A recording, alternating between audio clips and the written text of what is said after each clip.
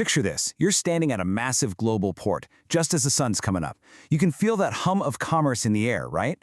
Well, that scene, it isn't just a backdrop for trade anymore. No, it's the new front line of a massive global economic shift. Okay, so in this scene, we've got two exporters. Now let's imagine one of them is a woman who's poured everything into building her company from the ground up. Both of them are absolute pros, at the very top of their game. They're selling the exact same thing, say high-tech medical components, and they're both going after the same big, profitable markets. So yeah, they're competing head-to-head in the same global market. And on the surface, everything looks fair, a totally level playing field. But what if it's not?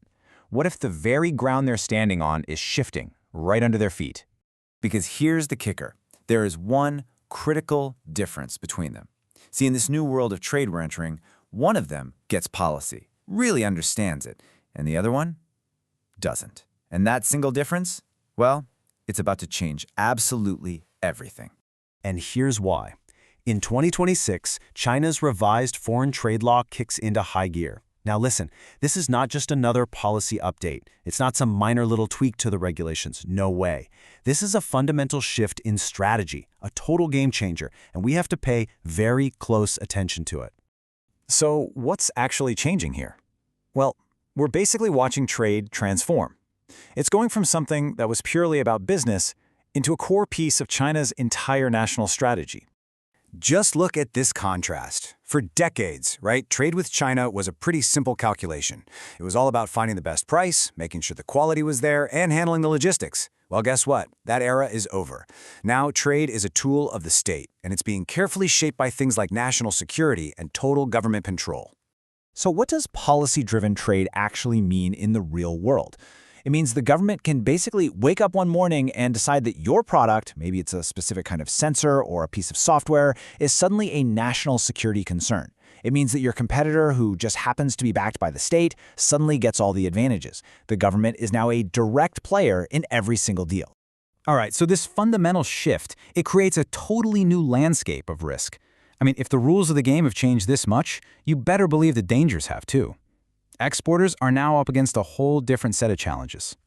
Essentially, you're looking at three big new hurdles. First up, export controls that are totally unpredictable. Think about things like advanced computer chips, specialty chemicals, or maybe aerospace-grade metals. A product you've been shipping for years could suddenly be restricted, just like that, with no warning. Second, compliance is everything now. Forget about just finding the lowest price. Now you're going to be buried in paperwork, having to prove your entire supply chain meets these new, often very unclear standards. And third, you need to get ready for supply chain chaos. These new controls can turn the most reliable shipping routes into total bottlenecks overnight. Which brings us to a really critical question. In a world where your success is determined by how well you can navigate complicated rules, not just how low a price you can find, is your business actually ready for that? Remember our two exporters from the beginning? The one who's going to thrive is the one who can confidently answer yes to that question. Now you have to understand, none of this is happening by accident. This is all part of a very deliberate, carefully planned strategy. So let's pull back the curtain and take a look at their playbook. So China's new playbook really rests on three pillars. First, they're building these powerful risk frameworks to protect their economy from outside shocks, things like sanctions or trade disputes. Second, they're pushing hard to speed up digital trade and e-commerce, trying to get a major head start on the future of how we all do business. And third, and this one is absolutely crucial, they are putting the full power of the government behind their own companies, giving them money and political muscle to help them expand across the globe. So what's the bottom line for you? It's this. You're facing more competition. A lot more. And this isn't just any competition. This is competition that's backed by the full power and deep pockets of an entire country. Okay, I know this all sounds pretty daunting, but here's the thing about big global shifts like this. They always create new opportunities. Always. So let's talk about your next move. How do you take this risky new environment and actually turn it into an advantage? This really just sums up the new reality perfectly. Let this sink in for a second. Global trade isn't just about buyers and sellers anymore. It's about policy, power, and, the most important one of all, preparedness. Because look, while this new environment is definitely going to be challenging, it's also creating massive openings. For the exporters who are prepared, there are going to be huge opportunities as companies all over the world start using a China plus one strategy. What's that? It just means they're looking for new places to source and make their products outside of China to protect themselves from all these new risks. And this is where really understanding the new landscape becomes your single greatest asset. At the Global Trade Institute, that's what we do.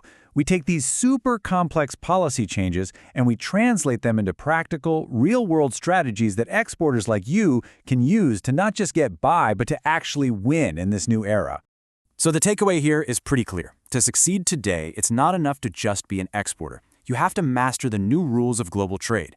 We can help you become that prepared exporter, the one who understands the policy and who comes out on top. So, I'll leave you with this one final thought. The rules of global trade have fundamentally changed. The only question that's left is, has your strategy?